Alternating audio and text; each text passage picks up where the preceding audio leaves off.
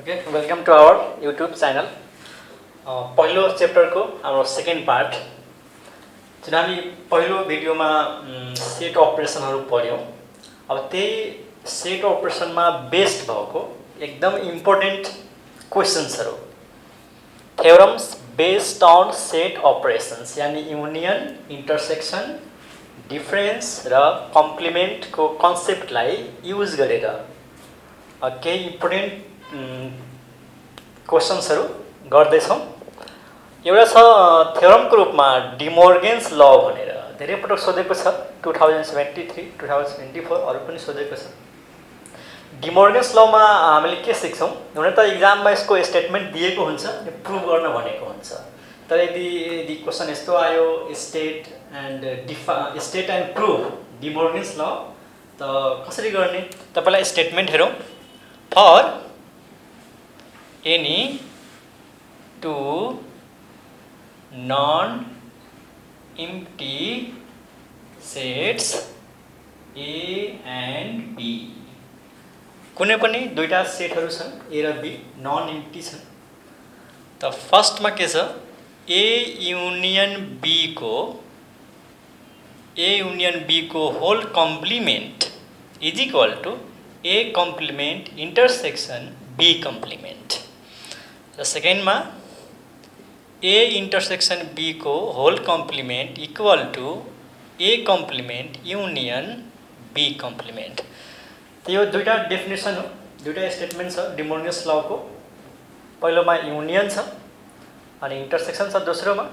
पहिलोले के भनेको छ कि A युनियन B को होल कम्प्लिमेन्ट लियो भने कति हुन्छ त A complement intersection B complement यानी यो युनियन केमा चेन्ज भइहाल्छ इन्टरसेक्सनमा र कम्प्लिमेन्ट यहाँ के छ होलमा छ यानी दुईटैको होल कम्प्लिमेन्ट हो। यहाँ चाहिँ के छ अलग अलग कम्प्लिमेन्ट छ A को छुट्टै कम्प्लिमेन्ट र B को छुट्टै कम्प्लिमेन्ट। र सेकेन्डमा के छ कि यता इन्टरसेक्सन छ होल कम्प्लिमेन्ट छ र यो इन्टरसेक्सन केमा चेन्ज भइहाल्छ युनियनमा र होल कम्प्लिमेन्ट चाहिँ दुईटैको अलग अलग कम्प्लिमेन्टमा। त यो कुरा त स्टेटमेन्ट भयो। इक्जाममा के सोधेको हुन्छ प्रुफ। अनि यो त सिम्बललाई जसरी पनि लेख्न सक्छ इक्जाममा यसरी सोध्न सक्छ A युनियन B को होल कम्प्लिमेन्ट ड्यास ड्यास भनेको पनि के हो त कम्प्लिमेन्ट हो एउटै कुरा हो। A युनियन B को होल कम्प्लिमेन्ट भनेको A dash intersection B dash यसरी सोध्न सक्छ। अथवा ड्यास पनि छैन यो बारको सिम्बल पनि छैन त A युनियन B को होल पावर C राख्न सक्छ। C भनेको कम्प्लिमेन्ट हो त यसलाई फेरि A power C intersection B power C यानी A complement intersection B complement. त सिम्बल मात्रै फरक छ तर मिनिङ चाहिँ एउटै हो। त प्रुफ हेरौँ। पहिलोको प्रुफ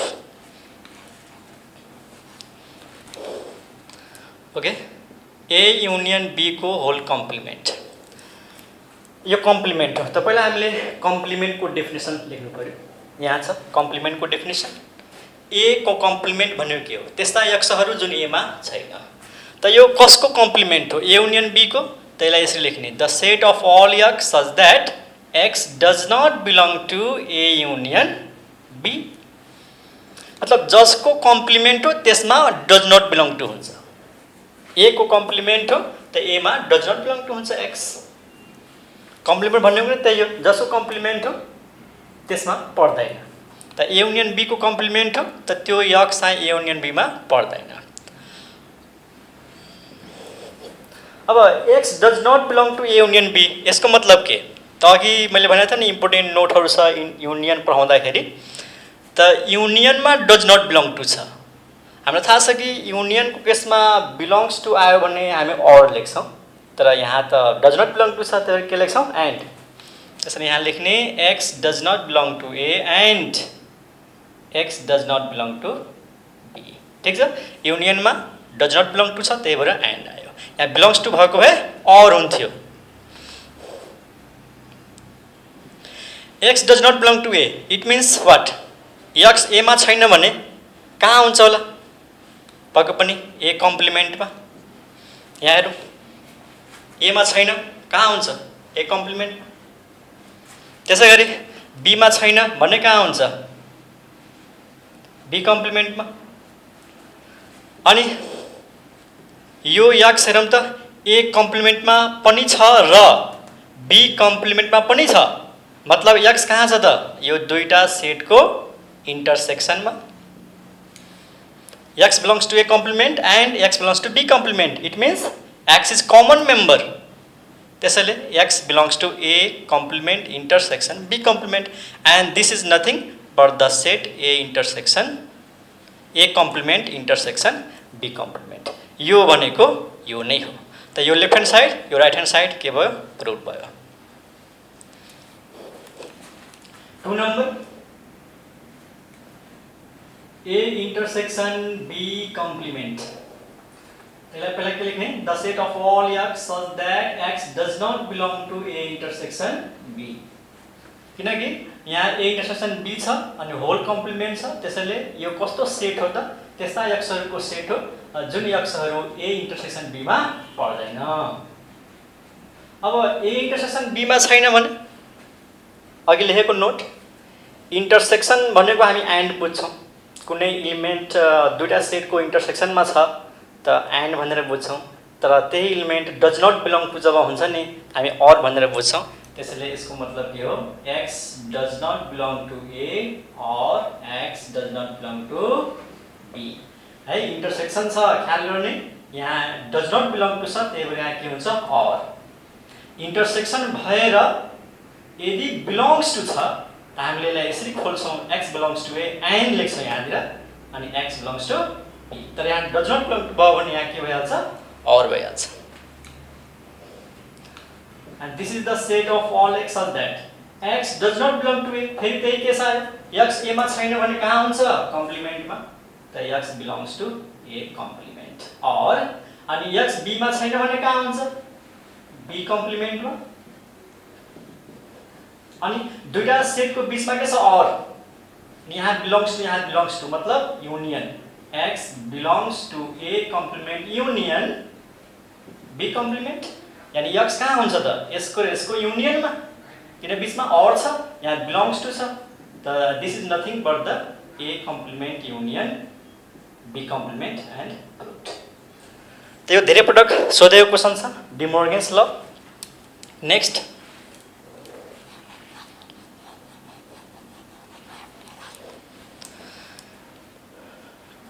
डिस्ट्रिब्युटिभ ल, यो पनि एक्जाममा धेरै सोधेको छ, डिस्ट्रिब्युटिभ ल। यसको स्टेटमेन्ट त क्वेशनमै दिएको हुन्छ, तैपनि आफूले पनि डिफाइन गर्न सकिन्छ स्टेटमेन्ट। यसमा के छ, for any 3 sets, for 3 non empty sets A B and C।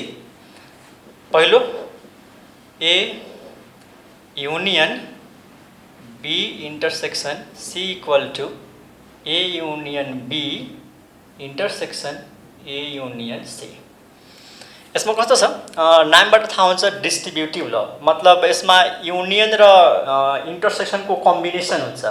जस्तै ब्राकेटमा इन्टरसेक्सन छ, बाहिर युनियन छ, त यो युनियन चाहिँ डिस्ट्रिब्युट हुन्छ, अथवा यो भनौँ न यो जुन A छ नि यो B सँग पनि आउँछ अनि C सँग पनि आउँछ। जस्तै A र B आयो बीचमा युनियन, अनि फेरि A र C आयो बीचमा युनियन, अनि यो इन्टरसेक्सन कहाँ गयो त, यहाँनिर आउँछ है, A युनियन B अनि इन्टरसेक्सन युनियन C। जस्तै जस्ट बुझ्नको लागि, जस्तै हामीले लेख्छौँ नि x into y plus z छ हैन, x into y plus z छ, त जस्तै बाहिर के छ इन्टु छ, भित्र के छ प्लस छ, त हाम्रो सबलाई थाहा छ कि यसलाई हामी के लेख्छौँ, x into y plus x into z लेख्छौँ। त यहाँ के गर्यौँ हामीले, x वास्तवमा डिस्ट्रिब्युट भयो, यो दुईटैको लागि बाँडियो, x y को लागि पनि आयो, x z को लागि पनि आयो, अनि यहाँ इन्टु छ, यहाँ इन्टु भयो, अनि फेरि यहाँ पनि इन्टु भयो, बीचमा के हुन्छ प्लस। त्यसै गरी बुझ्नको लागि मात्रै यो इन्टरसेक्सन छ, यहाँ इन्टरसेक्सन आयो, अनि A युनियन B अनि फेरि A युनियन C, त्यसलाई भनिन्छ डिस्ट्रिब्युटिभ ल। धेरै पटक एक्जाममा सोधेको छ, यो दुईटा हुन्छ। 2 नम्बरमा यदि यो युनियनको ठाउँमा इन्टरसेक्सन छ, इन्टरसेक्सनको ठाउँमा युनियन छ, तब कस्तो हुन्छ, A इन्टरसेक्सन B एउटा ए इन्टरसेक्सन बी अनि यहाँनिर युनियन छ त युनियन अनि A intersection C, A intersection C. एउटाको प्रुफ गरौँ। 1 number okay, left hand side A union B intersection C. यो जुन ब्राकेट भित्रको सेट छ बी इन्टरसेक्सन सी, यसलाई एउटा मान्ने, यसलाई एउटा मान्ने, बिचमा के छ युनियन। जसरी हामीलाई थाहा छ कि ए युनियन बीलाई सेट बिल्डर फर्ममा कसरी लेख्छौँ त? ए युनियन बीलाई सेट बिल्डर फर्ममा कसरी लेख्छौँ? The set of all x such that x belongs to A, or लेख्छौँ हैन, x belongs to B. Union छ नि, त्यही भएर और लेख्छौँ। अब यहाँ युनियन अगाडि ए छ, युनियन अगाडि के छ बी इन्टरसेक्सन सी, त यो हाम्रो लागि बी भयो। ठीक छ, यो ब्राकेट भित्रको लागि हामी सिंगल सेट मानौँ, यो भनेको बी जस्तै हो। त सेम यसै गरी लेख्दाखेरि के लेख्ने? The set of all x such that x belongs to A अनि युनियन भनेपछि और अनि x belongs to B intersection C. पहिलो स्टेप युनियन भएर और आयो अनि यहाँ ए छ त बिलोंग्स टू ए अनि बी इन्टरसेक्सन सी, यहाँ बी इन्टरसेक्सन सी। अब यसलाई खोल्नु पर्यो। अघि लेखेको नोट इन्टरसेक्सन पढाउँदाखेरि त्यहाँ हामीले नोटमा लेखेको छु कि x belongs to B intersection C, यानी यो एक्स बी र सी को इन्टरसेक्सनमा छ, यानी कमन मेम्बर छ। त्यसलाई के लेख्छौँ हामी? X belongs to B and, किनकि बिलोंग्स टू छ र यहाँ के छ इन्टरसेक्सन त एन्ड, अनि एक्स बिलोंग्स टू सी।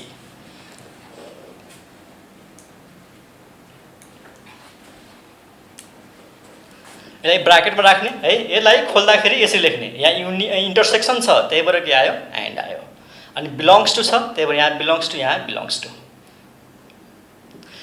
अब यसको मतलब बुझ, मेन स्टेप नै यसपछिको स्टेप हो। एक्स ए मा छ और बी मा र सी मा के गर्ने? एक्स बिलोंग्स टू ए लाई एकचोटि एक्स बिलोंग्स टू बी सँग कम्बाइन गर्ने र एकचोटि एक्स बिलोंग्स टू ए लाई एक्स बिलोंग्स टू सी सँग, किनकि यसको लागि यो दुईटै हो तर बीचमा के छ और, यानी x belongs to A or x belongs to be, यो र यो कम्बाइन भयो, बीचमा के छ और। यहाँनिर एन्ड आउन सक्दैन है, यहाँ और छ और आउँछ। तर जब यो र यो कम्बाइन हुन्छ नि त यो एन्ड यहाँनिर आउँछ, यो एन्ड। ठीक छ, त यो और यो x belongs to A or x belongs to C. बस यो स्टेप हामी गर्न सक्यौँ भने यो थ्योरममा फेरि केही पनि छैन। अथवा एन्सर हेरेर पनि हामीले ट्रिक अप्लाई गर्न सक्छौँ कि ए चाहिँ बीसँग आउनु पर्यो हैन, ए फेरि सीसँग आउनु पर्यो, त एउटै उपाय छ यसलाई र यसलाई कम्बाइन गर्ने। त यहाँ कन्फ्युजन हुन्छ कि कहाँ और कहाँ एन्ड राख्ने, त पक्कै पनि यसको बिचमा त और छ त और आयो, अनि यो एन्ड यहाँनिर आउँछ, अनि फेरि यसको र यसको बिचमा और आउँछ। त कम्बाइन गर्ने x belongs to A or x belongs to B and x belongs to A or x belongs to C. The set of all x such that x belongs to A or x belongs to be को मतलब के हो? बीचमा और छ, और मतलब के? युनियन, किन यहाँ बिलोंग्स टू छ, त x belongs to A union B र एन्ड नै लेखौँ अहिले। अनि फेरि x belongs to A or x belongs to C, यसको मतलब के हो? X belongs to A union C. अब एक्स कहाँ छ? एक्स यो सेटमा छ र यो सेटमा छ, मतलब दुईटा सेटको बीचमा के आएको छ? एन्ड। त एन्ड मतलब के हो? इन्टरसेक्सन हो। र एक्स ए युनियन बी मा छ, त यहाँनिर अगाडि आयो ए युनियन बी र इन्टरसेक्सन पछि के आयो? A union C, and proved. Okay, second part मलाई लाग्छ स्टुडेन्टहरू आफै गर्न सक्छ है। जस्ट युनियनलाई रिप्लेस गरौँ इन्टरसेक्सनले, यहाँनिर जहाँ और छ त्यहाँ एन्ड लेखिदिने र जहाँ एन्ड छ त्यहाँ और लेखिदिने। एकचोटि ट्राई गर्ने आफै, भएन भने कमेन्टमा लेख्ने, म भोलि फेरि यसलाई अर्को भिडियोमा चाहिँ सो गर्छु है त। Okay, thank you.